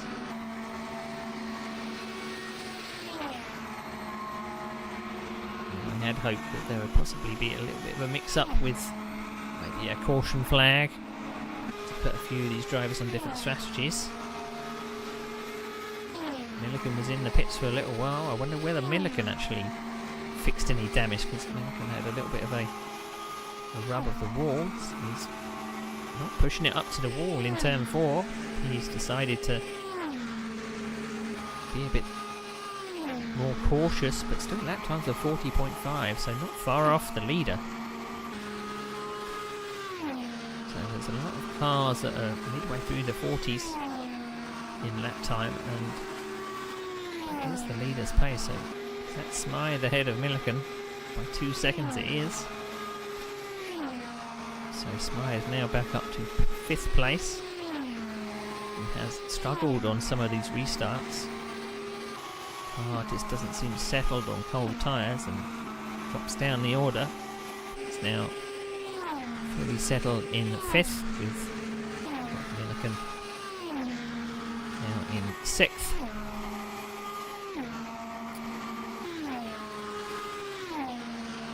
Milliken is quite safe in 6th place. The nearest car is 2 laps behind, which is De Silva.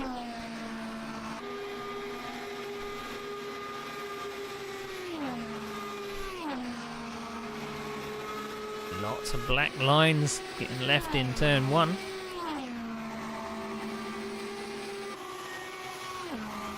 So suffering. In fact, that was turn 3. Suffering a bit from understeer, desperately to keep it out of the wall. One thing I've found with oval racing in general, you don't really want to look at the barriers. There is such a thing as target fixation. If you look at the barriers, you're going to head towards them, and just have to be preempted on the throttle to make sure that you're not understeering towards the barrier. There is a rubbered line on this track in rFactor 2. And it is closing. It's now within 0.6 of a second. It's closed quite significantly in the last couple of laps. So is Smythe suffering at the end of his stint? So now drafting up towards Smythe. Using 6th gear, Smythe goes all the way defensive, but Milliken says, "I'll have that, thank you very much." At some point, you just have to say, just let them go. Car has been catching for lap after lap after lap. Milliken is about a second quicker, and on an oval, that makes a lot of difference. On a raid course, you might be able to keep a car that's a second quicker behind, but on an oval, can't really do an awful lot. So you can go defensive all you like, but that car is coming past. So the leader, Westy, out front. We're currently looking at Ed Jones in 4th. 4.5 seconds behind Pichler. Looks like Ed Jones might have had a hiccup that last time out. 41.1. So staying consistent is very key. Only 30 laps remaining. This is a big, long green stint for these guys. So we started off a bit scrappy at the start with a couple of cautions, which led to a couple of DNFs. And all the drivers that did DNF, all they can do is wish they were still competing in this race. It pays to keep a level head on these race starts and not do too many sudden moves.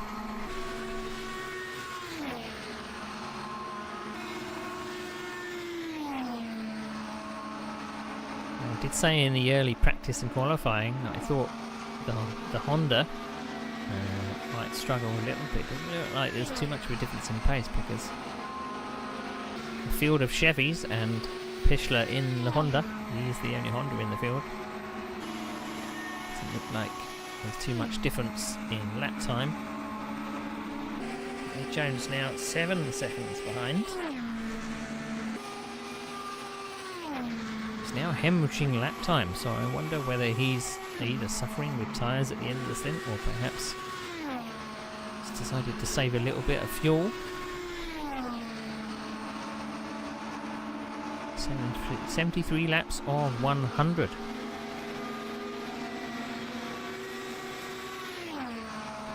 So as I said in the build-up, I would hope that maybe this special event will lead to some more oval events. Possibly we can mix in some NASCAR or some NASCAR trucks. It would be good to get a field of cars around Daytona or Talladega.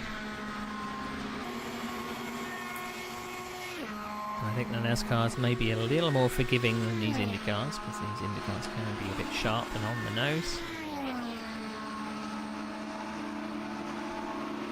So Westy continues out front, still on the pace 40.4. Jagger last time out 40.7.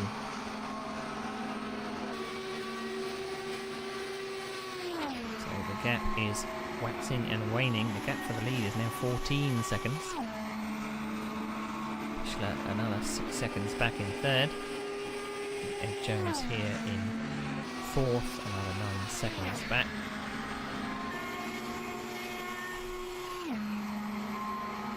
Must be lonely out there with our leader. He has lap cars to deal with. There's a lap car in front. Can't quite see who it is. That is Milliken in front. So Milliken is our 5th place car. He's about to go 1 lap down. I believe there is a lucky dog rule in this series, or in this race rather. So you do want to stay on the lead lap. Smythe is pitting from 6th place, so another green flag pit stop. So Smythe in the pits, you can see him at the end of the road there.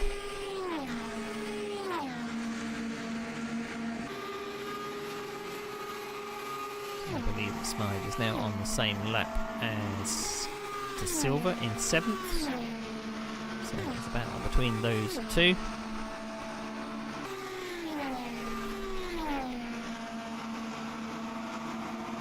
But this top 5 on the same pace. Well, it does look like Ed Jones is dropping some pace.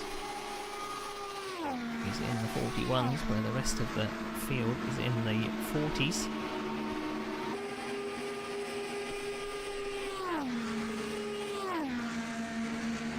So when are these top 5 cars feeling like they need to pit again? If they need to pit again, because they did pit at half distance-ish, they might be able to go all the way to the end. This might be green flag running all the way to the end. I don't believe the top 5 possibly need to pit again. So this might be where we stand. We have a late caution just to push the field together. That will make things a little bit interesting. I don't know if Westy is actually catching Milliken ahead. Now, Milliken is putting in lap times of 40.7 and Westy is matching. Is Westy possibly pacing himself out in the lead, and it does look like maybe Jagger is dropping off a little.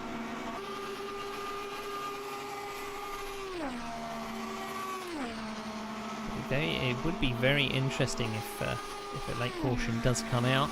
All cars pit, all cars go onto fresh tyres, and let's decide this top 5. At the moment they're quite spaced out. The only car that's particularly close is Jagger and Pichler, 0.5 seconds, with Jones another 14 behind.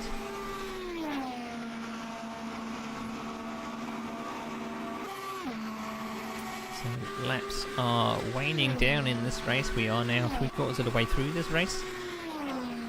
Just about 20 laps to go. So I thought that might have been Jagger coming into the pits then. Possibly adjusting something on his wheel and forgetting where he was on the track. Easily done. Takes a lot of concentration to do a long green stint like this. Just got to remember to relax your shoulders. That's something I always forget to do. Don't know about anybody else. With an oval in general, you don't really want to do any sharp, sudden moves because you can't really counter steer. It's not like you can full opposite lock. I mean, if the car is full opposite lock, you're heading towards the barriers. Let's be honest. So Jagger putting in lap times now 40.9. So on the pace with the leader-ish. This is Milliken not too far back. It's only 3 seconds behind Jones. So you can see Jones just ahead there. Remember I said that Jones was hemorrhaging lap time? He's now down to the 42s. So Jones is really suffering at the tail end of this stint. So the change for fourth is not a foregone conclusion. But Rob Milliken is giving those barriers a very wide berth. Possibly push it a little more, but maybe he doesn't want to push up towards the barrier. He's coming off the turns very, very tight. Now down to 1.6, so gaining hand over fist. This is probably going to be fourth place for Milliken.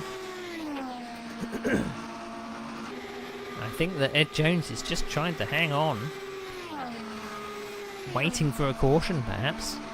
Black lines from Milliken's car. He's got to be very careful with understeer. That is Pichler pitting from third. So has Pichler run out of tyres? I think maybe Jones is possibly waiting for a caution. He's maybe run out of tyres as well, but he's possibly waiting for a caution flag, because I think these drivers can make it all the way to the end on fuel. As Westy pits from first place, I thought that these guys could make it to the end, as Jagger just scratches the wall out of one. So Westy does pit.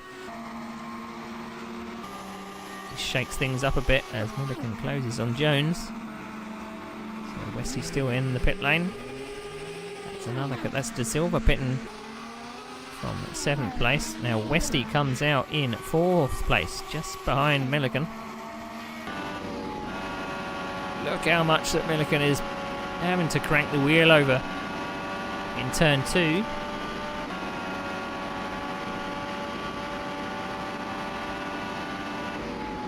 Lift, lift, lift.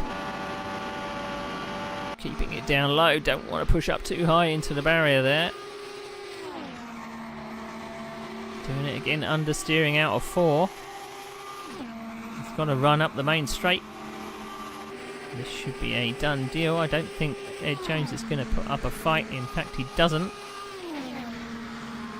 But I think Jones is a wounded car.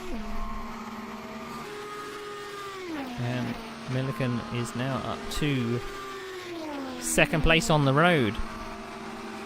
Jagger now leads. Milliken is 2nd. Jones is in 3rd. Westy on a fresh set of tyres. 26 back from the leader. Now, what are the top 3 going to do? Are they waiting for a caution? 85 laps gone. Is Ed Jones just trying to hang on until the end of the race? I'm very intrigued to find out what fuel Jagger has left. It seems like the top 5 are on very different strategies due to pitting early on. I think that is Westy coming up behind Ed Jones. Ed Jones he's hemorrhaging lap time. Hemorrhaging lap time.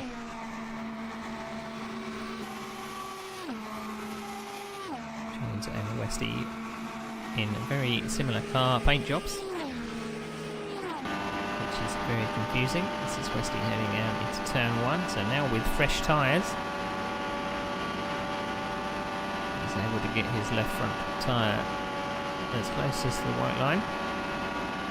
that is Jagger pitting, now down to 4th place. So with 14 laps to go, Jagger pits. How far can the rest of the field go?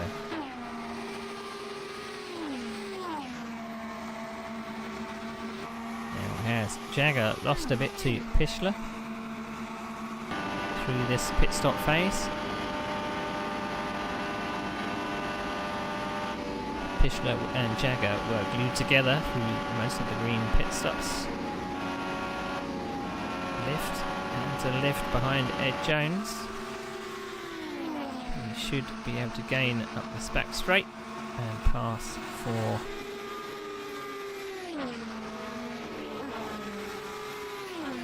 that is Westy back up to 2nd place. In fact, Milliken, where's Milliken was dropping down the order there. Has Milliken pitted? Milliken's probably pitted. I didn't see the notification of a pit, but he's dropped down the order there. He is in fact pitting. So Milliken was pitting from 4th before these green flag pit stops. So he's possibly going to drop behind. Well, he is definitely going to drop behind Pichler. As Pichler's now back up to 3rd place, but Ed Jones is still out there. Pushing down the laps. I'll be hoping for a late caution. This is Ed Jones. He is 2nd off the pace at the moment, or 2nd and a half off the leader's pace. So is he putting in the fuel strategy of his life. This is Milliken coming out of the pits. A lap down from the cars in front. So through that phase, Milliken did get lapped by the leader. So looks like Milliken has been passed by Smythe as well. So Milliken has a few laps to go to get back up to 5th place. So Westy is now leading. It does look like Ed Jones has finally come into the pits with 10 laps to go. Couldn't quite hold out. It was hemorrhaging lap time for most of that stint. And let's see where Ed Jones goes down towards. So with only 10 laps to go, Westy's now back out in the lead.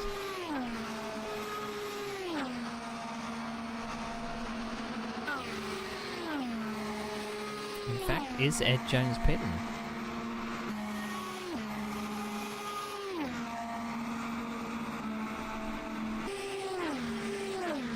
Or was that just a slow lap time? Ed Jones is still on the road, only 8 seconds behind the leader. I don't think Ed Jones pitted through that phase there. Maybe I was mistaken. I saw people changing positions. Ed Jones just needs to hang on. He's dropping 2 seconds a lap to Pichler. And looking at the amount of laps left, that's 16 seconds. Losing 2 seconds a lap. He might only just make it. He might. If he doesn't have to pit, Ed Jones might have 2nd place sewn up here. So if Jones doesn't need to pit,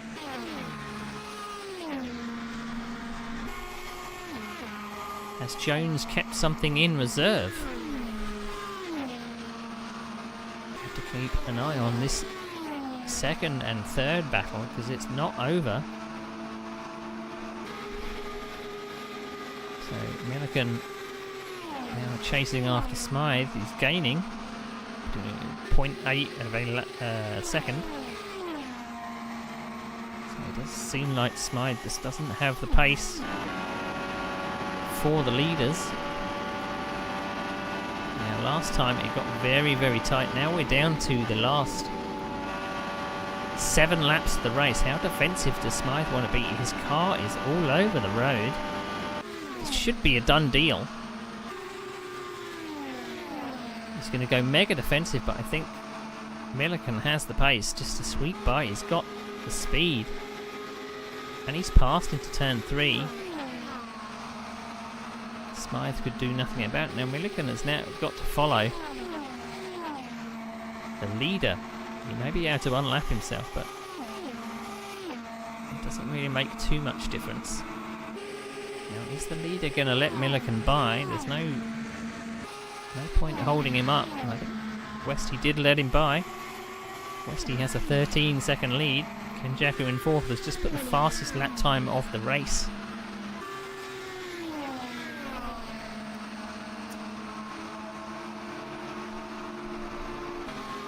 Of a 40.0, so still not down to the 39s, and then it looks like there's 3 cars in the race that are very similar, white and blue paint jobs. So Smythe, Westy, and Ed Jones. They are running completely different numbers, but they very similar paint jobs, which is very, very confusing. So Smythe has now dropped all the way back down to 6th place. Doesn't really have any threat from behind. Silver is 2 laps adrift. But remember, we were looking at the lap counter come down, and the position for 2nd and 3rd is now 10 seconds, with only 5 laps remaining.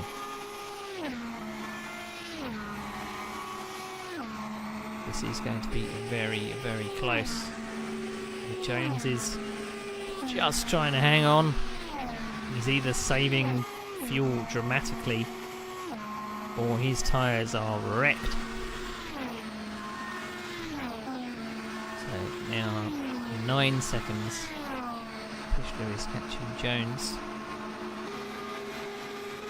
I wish the director would give us a little bit of a look, so changing it manually, but we've still got Jagger is not far behind. Jagger is catching. He's catching Fischler by half a second a lap.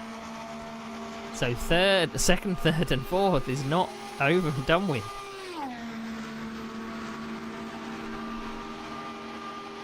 So Jagger is on an absolute tear. You can see him briefly in the background there.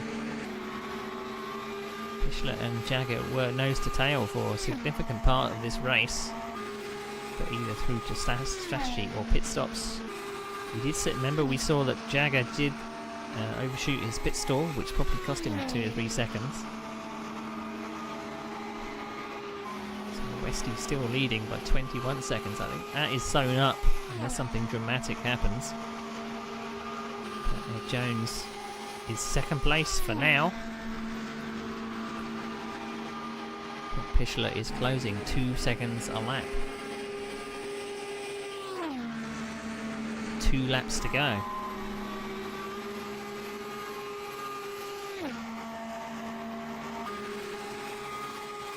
Watching that lap counter come down.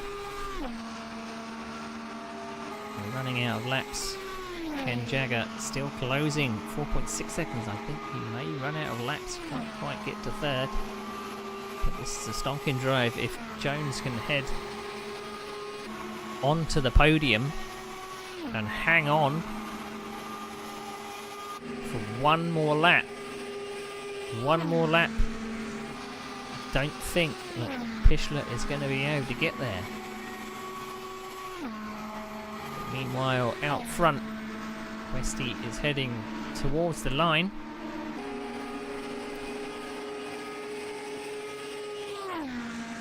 This will be the final lap. So across the stripe for lap 100. Across the bricks rather, through turns 1 and 2. He has a lead of 24 seconds.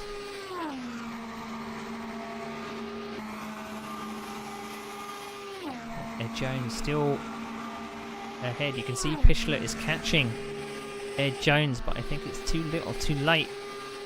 Westy's coming out of 3 and 4, and he will cross the bricks to win the Indy 250 presented by Sim Racing Online.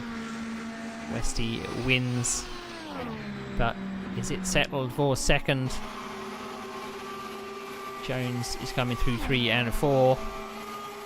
Just has to navigate 4. Pichler is only 2.5 seconds behind. A stunning fuel strategy race, tyre wear race. Is he going to run? He's going to run out of fuel over the line. I don't believe it. I do not believe it. Pichler grabs second on the line. That's why he was hemorrhaging lap timing. He was trying to save fuel, but just ran out of fuel at the end. Ed Jones must be gutted. It is a good finish from the back of the grid. A 3rd place, but just running out of fuel on the line. He must have been saving so dramatically in those final few laps. But this is your winner, Nick Westy, coming down the pit lane. Wow, a dramatic finish. I knew that it would end with some kind of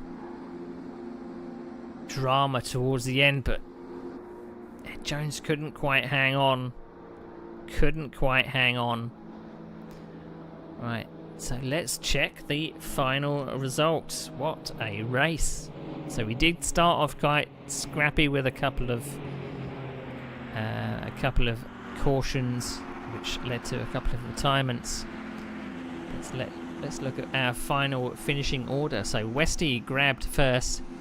Pichler grabbed second on the line. Jones is in 3rd. Jagger couldn't quite catch that top 3. He had big pace at the start. Milliken grabs a respectable 5th. Smythe couldn't quite hang on in 6th. It always seemed like he was dropping down the order after the pit stops. De Silva in 7th. Caradag, DNF in 8th. Merrick, an early retirement, in 9th. And one of the front runners, Antonis, in 10th. And our last finisher off the page there is Michael Labelle, that retired early on. Wow, what a finish. What a finish. I was expecting drama, but I wasn't expecting that kind of drama. Very, very interesting. So, that was our Sim Racing Online Indy 250. Now, I'm hoping that in the future we get to do more of these races. I'm going to propose that we possibly try some more oval races. That was very exciting towards the end. I can't imagine of being able to try and fill space for 500 miles rather than 250 miles, but very, very interesting. Just reading the chat to see if there's any significant... Nick Westy says he hit the wall with 4 laps to go. Rob Milliken says his pit menu button failed,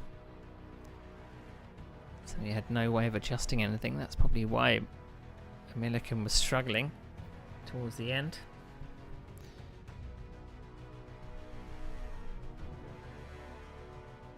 Very, very interesting. Be interested to know what kind of strategy or what kind of fuel mileage that Ed Jones was doing. He saved and saved and saved, but it wasn't quite enough. But dramatic towards the end. Or was that just for the show? Was Ed Jones just putting on a show?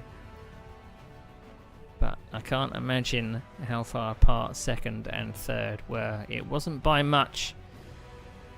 But he must have been full throttle to the line with the car spluttering. But it wasn't to be. So, what's coming up with Sim Racing Online? We have many things in the books. Let's have a look at our championship schedule. So this was a one-off special event, but we are racing tomorrow with the Formula Renault 1975 Championship with rFactor 2. That is the last round of the championship. Sim Racing Online does do Automobilista 2, So there will be some races of the Porsche 74 Wayback Series on August 4th. That is Monday. So August 5th, Project Cars 2 GT4 Ginetta World Cup 2025. And then we're back with rFactor 2 on August the 7th with the historic GT 1970s Championship. And Sim Racing Online heads towards Le Mans Ultimate with the next round of the GT3 Masterclass, which is on Saturday, August the 9th. And then the third round of what will be broadcasted, the 1984 SRO World Championship. So that will be Formula 1. I will be in the broadcast booth with Rob Milliken. So that's Sunday, August 10th. And then last thing on the schedule for the time being is August 17th, rFactor 2 again, the historic Formula 2 series. Now, I probably will be taking part in that. That should be fun. So I have been your host, Woody, and I will see you back in the broadcast booth for the 1984 Championship on August 10th. But for now, thank you for watching, and we'll see you next time.